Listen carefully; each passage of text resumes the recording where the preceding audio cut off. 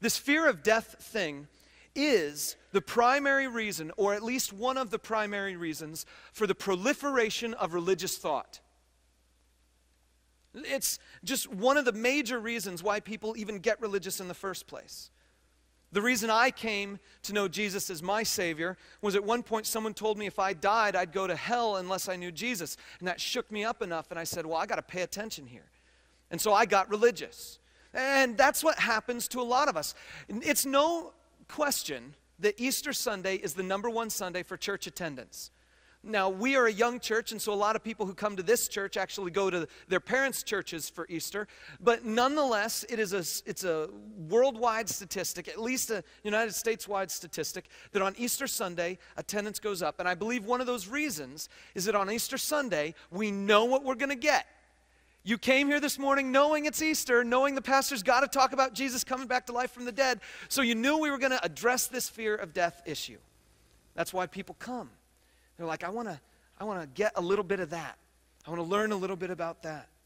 So today we're going to talk specifically about the truth and the significance of Jesus' death and resurrection. But before we get there, we've got another resurrection story that I want to take you to. It's a resurrection story in John chapter 11. If you have one of our Bibles there, it's in page 746. Regardless of the cover Bible you got, it's the same page number, 746. John 11, 1 through 44. I'm just going to read a few verses and stop and talk about it. And you'll see on your note sheet there's some questions that should pop up into the mind of someone who's reading this. But I'm going to start out John 11, verse 1. Now a man named Lazarus was sick. He was from Bethany, the village of Mary and her sister Martha. This Mary, whose brother Lazarus now lay sick, was the same one who poured perfume on the Lord and wiped his feet with her hair. So the sisters sent word to Jesus, Lord, the one you love is sick. When he heard this, Jesus said, this sickness will not end in death. No, it is for God's glory, so that God's Son may be glorified through it. Jesus loved Martha and her sister and Lazarus. Yet, when he heard that Lazarus was sick, he stayed where he was 2 more days.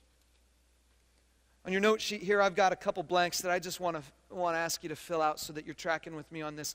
These are the key lines that come from this section. First, the sisters say, Lord, the one you love is sick. And then secondly, when Jesus heard Lazarus was sick, he stayed where he was. You got to ask, did he really love? I mean, was this love sincere?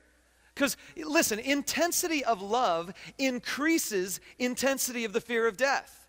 When my wife was in the hospital giving birth to my daughter, I was freaking out.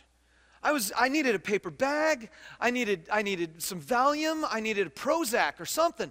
I was freaking out because the doctors there were absolutely untrustworthy. They had made one mistake and then another mistake and then they made another mistake. And if I wasn't freaking out because of my wife's dangerous health circumstance, I was also freaking out because of my daughter.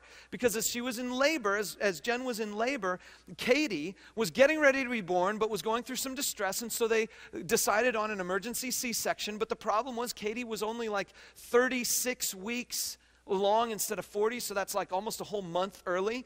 And so I was beginning to freak out about that. And then when Katie was actually born, she wasn't breathing. And so they kept having to smack her feet, flick her feet, whack her feet, because I guess they don't spank babies' bottoms anymore. And every time they do that, she'd start crying a little bit, and then she'd get quiet again and start to turn blue. And so they'd smack her some more. And I'm just standing there on the side like, what in the world? You know, here's intensity of love. I love my wife. I love my brand new baby girl. I'm intensely in love with them, and I am also intensely afraid of their death. That's why we spend all that money on getting those airplane tickets when we hear someone is sick. They're on their last legs. This sickness here, I mean, it's clear that when they tell Jesus that that Lazarus is sick, it's clear that Jesus knows underlying that sick is the word death. He makes a claim the sickness will not end in death. You'll see how that comes true. But at the time, Jesus hears that Lazarus is sick, a serious sick. And so we're left with the question, does Jesus actually love Lazarus? I mean, because you and I would jump on a plane, we'd take whatever it takes, do whatever it takes to get to the place where the person we love is facing death's door. We would be there, especially if we had the power to heal them like Jesus did. So here it is. Either, this is a dilemma we're faced with, either Jesus' love was weak or he had no fear of death.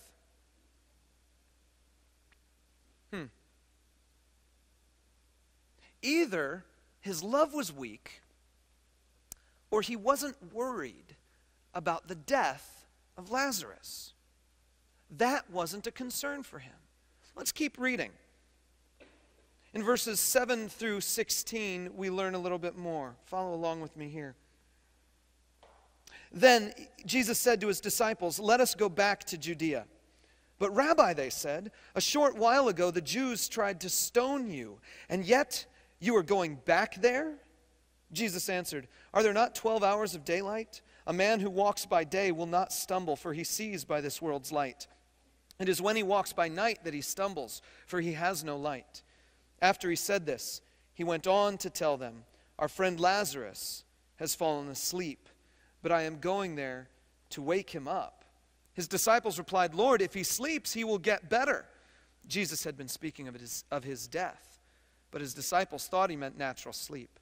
So then he told them plainly, "Lazarus is dead. And for your sake, I'm glad I was not there, so that you may believe. But let us go to him." Then Thomas, a name that you should remember, called Didymus, said to the rest of the disciples, "Let us also go, that we may die with him." Here are the two key verses I'd like you to jot down. Jesus says, "Let us go to Judea," or "let us go back to Judea." And then the disciples say, "Rabbi, a short while ago the Jews tried to stone you." If you're familiar with the New Testament, Jesus had recently made a claim that he was God in the flesh. And the Jewish people didn't like that. That was blasphemy. That was punishable by death. And so they had picked up rocks to stone him. And now the disciples are saying, "Jesus, what are you doing? We can't go back there. Have you lost your mind, or have you just forgotten?" The most logical conclusion here is that either Jesus has forgotten or he has no fear of death. Either Jesus forgot that they were trying to get him,